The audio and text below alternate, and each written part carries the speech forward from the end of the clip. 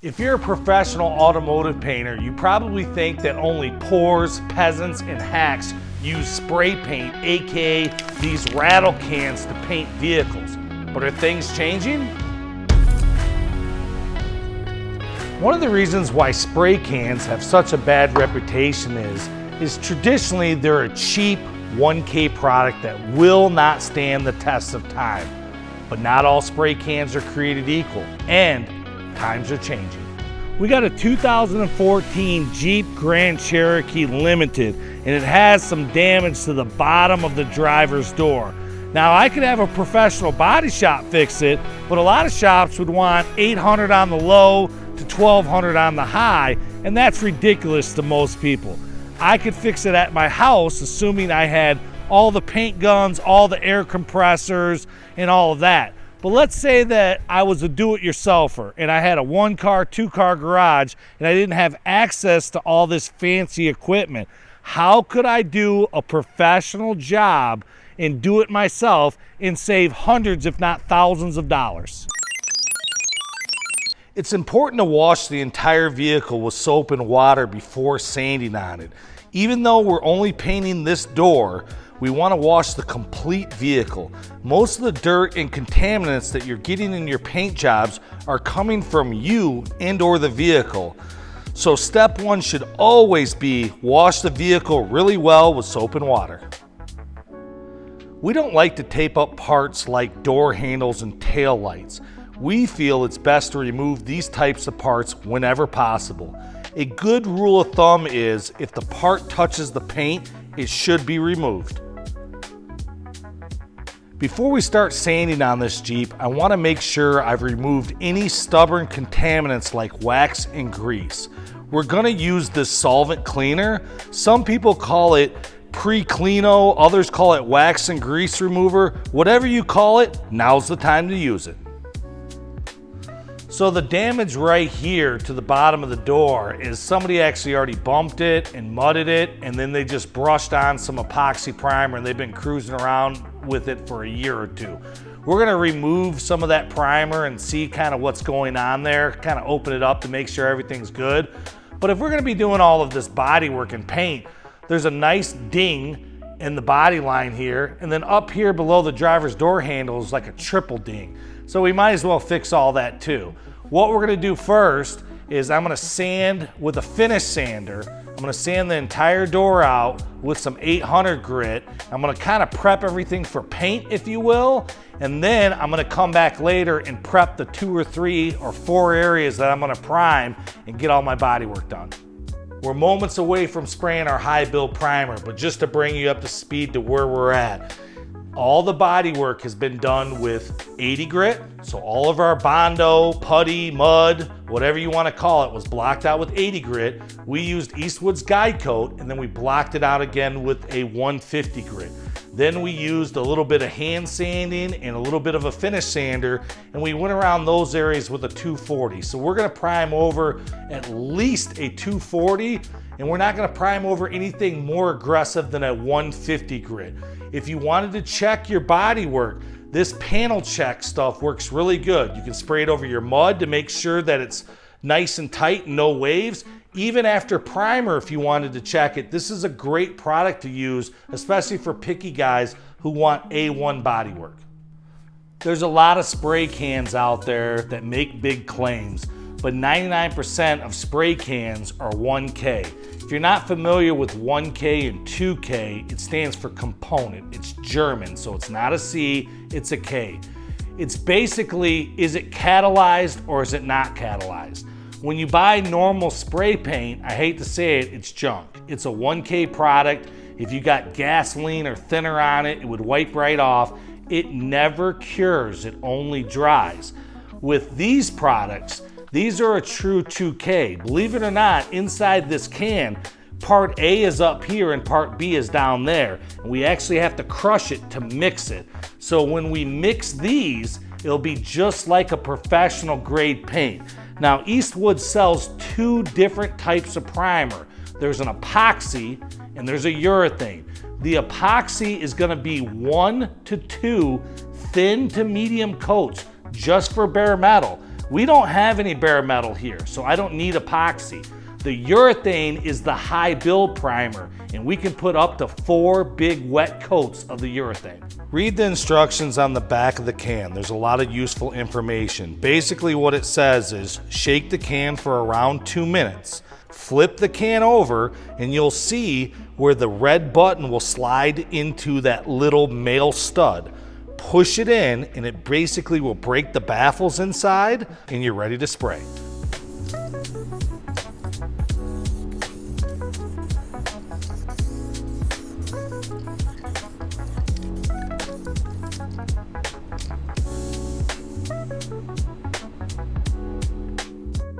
This product sprays like no other Rattle can you ever used. One, the tip is adjustable, but then also this red dial up top will make your fan pattern wider or smaller depending. So go ahead and play with this to see what size fan pattern you like. I usually wait around 10 minutes, assuming it's 70 to 80 degrees in between coats for my urethane, and this stuff carries about a 48-hour pot life. So the good thing is I can use it all day today, all day tomorrow, and maybe a couple hours the next day.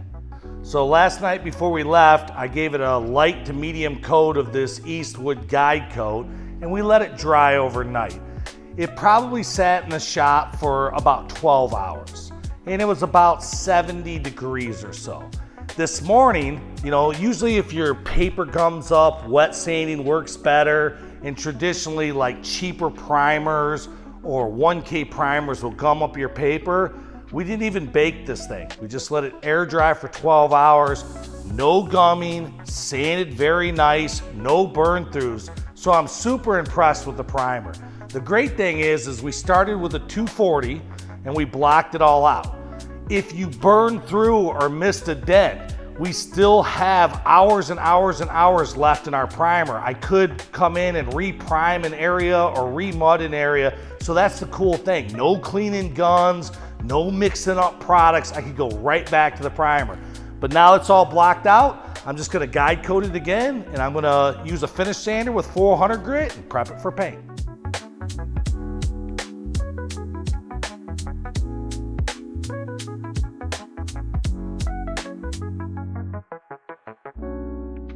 So now we're ready for the fun part. We're moments away from actually painting this thing.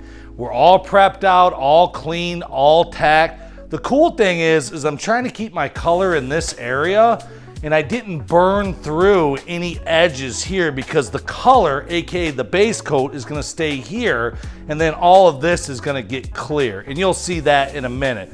Let's say you did burn through. We already talked about coming back in with that high build urethane primer. If you had a bunch of exposed body filler, you could prime that, let that dry overnight, sand it out again. But what if you just had a couple baby burn throughs in the corner? I don't like putting base coat over raw steel or aluminum. The cool thing about the epoxy is I could spray that on, let that sit for 10 or 15 minutes, scuff it, don't scuff it, and put my base over it. So I'm never gonna put color over base coat. This color looks black, but it's not. It's a Zerylic metallic. It's technically a pearl, but if you look at it, it almost looks like aluminum flake that changes color, and it's a pretty color. Base coat is sprayed differently than, let's say, clears or primers. When I'm spraying my clear, I put it on full wet. When I'm spraying my primers, I put them on a full wet. But with base coat, you don't want it light, you don't want it heavy, you want a nice medium coat. It will take 2 to 3 coats to cover. Do not try to achieve coverage in one coat. That's not how base coat is designed. I'd wait at least 10 minutes in between coats, assuming it's a nice 70, 75 degree day, and I think you'll achieve coverage in that 2 to 3 coats. If it needs 4, put 4 on. I've heard people complain that their finger gets tired by using these spray cans too long because they're pushing down the knob. If that's you, I'll put a link in the description so you can buy a cheap device that attaches to these spray cans so it's more like a trigger assembly. Somebody like me, I don't use stuff like that because that's for sissies. In between your coats of base, you can take your light on your phone or a flashlight and kind of check to see if it's covered. If you don't know if it's covered or not, put another coat on. There's nothing worse than getting it outside and it's kind of see-through. We're all covered with our base coat and we're ready for clear. Look, I like to put on 2 to 4 coats fully wet. But here's a good tip. They call it a tack coat. Your first coat, don't spray it as dry as the base coat, but don't spray it as wet as the primer. Put it on right in the middle, but every coat after that, you want to put it on fully wet. This is hands down the best atomizer that I've ever used in any spray can. I really think that Eastwood did a great job when they created this. One of the cool things about it is I can change the fan pattern from vertical to horizontal and back by just twisting this knob at the end of the tip. The reason why I'm gonna do that is spray paint is notorious for giving a choppy look. We call it spray wave. By going left to right every coat, I just add to the choppiness. So what I'm gonna do here is go up and down to try to kill some of that choppiness.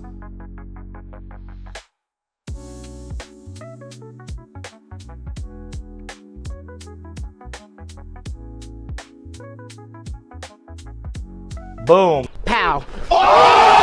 And that's it. It's all painted, it's all cleared. Now look, we have access to a booth, so we actually baked it. If you're painting in your garage or painting outside, I would highly recommend letting your primers dry overnight, not necessarily 24 hours, and let your clear dry overnight before you start handling it and sanding it. And giving it that proper dry time will increase the quality of your overall job. We did this entire job, start to finish, in about 24 hours. All right, so that's not bad.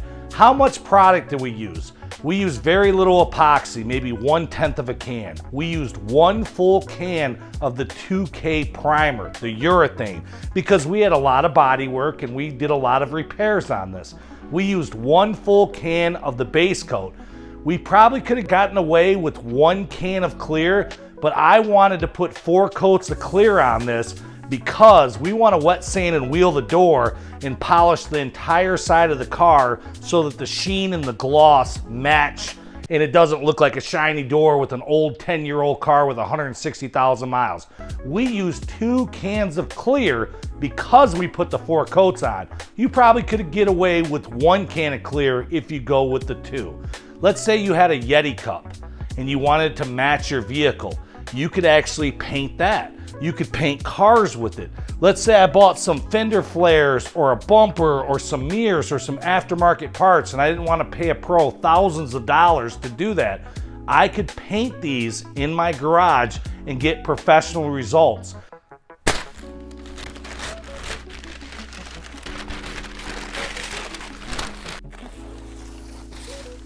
We wanted to bring it outside so you could see the color match. We didn't blend this door. We wanted you to see the texture. This is pretty close to factory, no blend, nothing. So this is a good product to use and the color match is nice. Now what we're gonna do next is we're gonna assemble the vehicle and maybe tomorrow or whatever, we'll wet sand and wheel the door and then we'll polish the side of the car, or maybe I'll get crazy and polish the whole car to bring the gloss up. If you want to learn more about Eastwood, check out their website. They have a lot of how-to videos and they really cater to the do-it-yourselfers and the professionals. If you want to buy any product from Eastwood, if you use our Refinish media code, you'll save 10%. And Eastwood's a great company. They're an American company right in Pottstown, Pennsylvania, and they've been doing it for decades. This is what it looks like all assembled. Now we're probably gonna wet sand and wheel it off camera, but if you're interested in learning how to do that, you can check out this video right here to learn how to do a full-blown wet sand and wheel versus a denib and finesse, because there is a difference. This paint code is PXR, and this is that beautiful Xerelic job that I was talking about earlier. And this is a hard color to match for a lot of beginners, but it hit perfect right out of the can. That's it, another perfect paint job. Hey, hopefully you like this video and hopefully you like and subscribe. It really helps us out. I gotta take this back to one of our most important customers. They're expecting it any time right now. So until the next time, From all of us at Refinish Media,